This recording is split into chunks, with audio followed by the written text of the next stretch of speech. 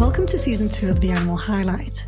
This season is focused on animals and sound and has been extracted from Season 4 of the Animal Turn podcast, which was originally aired in 2021. In this season, I'm joined with a co-host, and I'm delighted. It's Hannah Hunter, who's a friend and colleague of mine from Queen's University. Hannah is a PhD candidate in the Geography Department at Queen's University and an active member of the Sonic Arts of Place Laboratory at Queen's University, which is also a sponsor of this season. Her research explores the intersections of animals, sound, and extinction, and Hannah is particularly interested in the intersection of how we can build relationships with distant and lost beings through sound, and how sound might be a potent force for representing and challenging the fourth mass extinction. It's hard to believe, but we're already at the end of this season, and in this one, we're going to focus on elephants.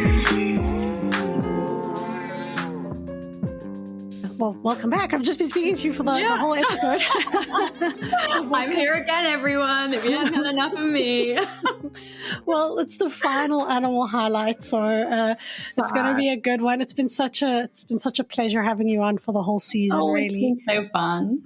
I've learned a lot, and a lot of your highlights have, they shaped some of who I was going to speak to next. You know, you raised, the dolphin episode was directly related to some of the things you said in the highlights. There have been so many interesting things that you've mentioned in the highlights that have come up in the interviews. So thank you for helping me think through animals and sound a bit more. It's been super fun to get to research fun facts about animals and sounds. So. Grateful for the opportunity to get to do that. So yeah. Well, we've got one more to go. So before we say our final farewells, who do you have for us today? We're going to talk about elephants. I love elephants. I mean, I'm from South Africa, so I've been fortunate enough to have seen elephants in real life, and they are just gorgeous. You might think elephants, huge ears, that's mostly how they listen, but there is another way that they listen to things, which I would like to share with everyone today. So for first, you need to know that elephants have vocal cords that are 8 times the size of our vocal cords. Huge. And I guess because of this size, they're capable of sending out 2 forms of sound waves at once. So there's the usual kind of higher frequency ones that we're able to pick up and listen to. So we might be able to listen to some elephants right now. And these travel through the air like our voices do. But they also have low frequency waves that they send out at the same time. And these travel through the earth. So when low frequency sounds are low enough, we think of those, we call those infrasonic. So we talked before about ultrasonic waves, which are the really high ones that we can't hear. These are really low ones that we can't hear. So they're below the range of human hearing.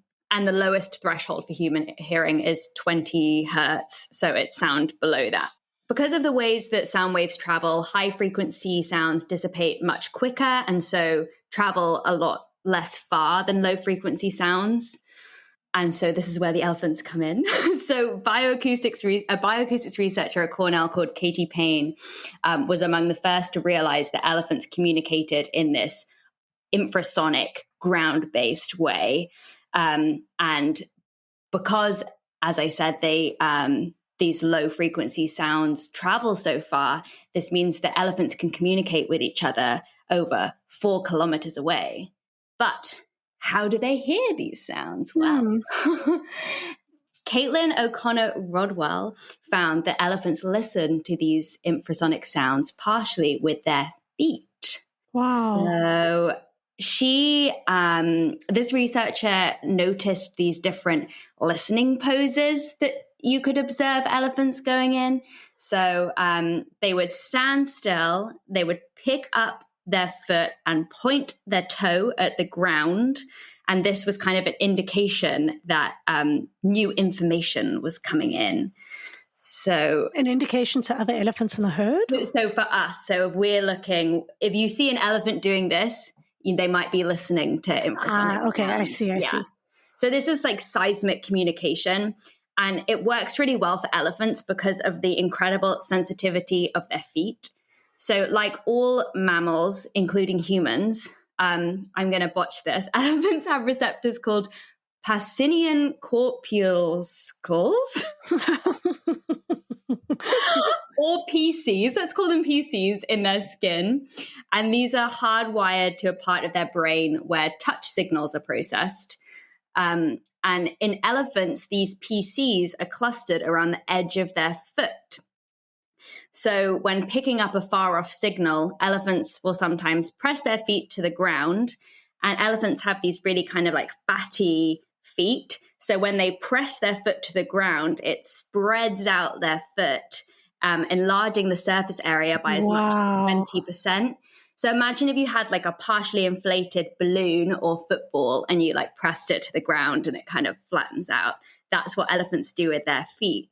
And that allows them to hear these infrasonic sounds that it travels through the ground. So they might be listening to other herds of elephants, or they might be trying to listen for thunderstorms. And there was this, maybe we can link to it in the show notes. There's a really interesting like PBS like short documentary about this. And like one group of elephants hearing a matriarch from really far away for another group of elephants. And like through that, knowing that this other group were leaving a watering hole so that the new group could come in for the watering hole. And for the thunderstorms, it's a really, obviously they make these low rumbles. So elephants can hear those with their feet or also with their ears. They can hear with their ears too. But we wouldn't be able to pick this up, right? But the elephants can. And so if it's a really dry or like drought period, they can move towards the thunderstorm and be able to find water. This is amazing. Right. I mean, it brings forward so many of the aspects we've spoken about, like how many ways there are to experience sound, how many ways there are to listen to sound, that a lot of the ways in which you both listen to and create sound go beyond human ranges, and give meaning to animals in so many different ways. That's wow. Okay, so I just want to reiterate. So you've got high frequency and low frequency sounds, and the high frequency sounds don't travel far distances, but low frequency sounds do. So elephants are able to generate these low frequency sounds and read low frequency sounds, which means that they're able to hear even greater distances than what their ears are capable of. Yeah, exactly that. That's amazing. If people want to know more about, there's a I know I'm quite orientated towards Cornell because that's where I am right now. So I talk to people and they tell me cool stuff about what's happening. But at Cornell, there's something called the Elephant Listening Project. So if you want to know more about elephant listening, you can find out more there. And I just think it's just a cool way of, you know, we know elephants are cool animals and everyone loves elephants, I think. But it's like it's a cool entry into their worlds. And as you say, it's really interesting to think about these like sonic worlds that are happening far beyond our comprehension. And it's also just amazing. So thank you again, Hannah, for sharing all of these great details. I'll make sure to put all the links to these amazing studies on the website. Yes. But thank you. It's been such a pleasure having you on the Animal Highlight and in the Grad Review. And you're the first person who I've had on the show who's not me. So, I mean, other than guests, you're the first animal, you're the first podcast, you know what I mean. Yeah. So it's been a real big learning curve for me as well. And I've very much enjoyed having you on the show. Awesome. I'm going to miss being on, but I'm looking forward to just listening to the future episodes. So yeah, thank you so much. And just like that, we've reached the end of our Animal Highlight, the second season of the Animal Highlight, now done and dusted. As always, thank you to Animals in Philosophy, Politics, Law and Ethics Apple for sponsoring the Animal Tone podcast, where this content was taken from. Thank you for this season must also go to Sonic Arts Place Laboratory, as well as the Sonic Arts Studio, who sponsored the season focused on animals and sound on the Animal Tone podcast. This season was produced by myself, edited by Christiaan Mentz, and the episode artwork and logo, which are amazing, were done by Rebecca. Of course, a big thank you also to Hannah Hunter, who joined me this season to look at animals and sound. Make sure that you stay tuned, because next month we're looking at something very exciting.